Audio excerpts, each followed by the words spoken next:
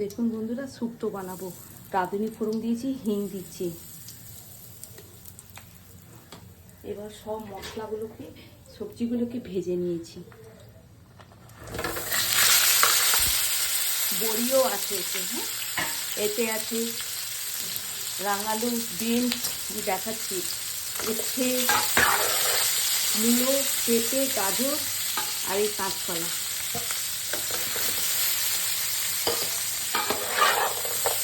আর এর মধ্যে দেবো একটু হোয়াইটনেস যাতে আসে, একটু আইস দিয়ে দিচ্ছি, বরফ দেবো।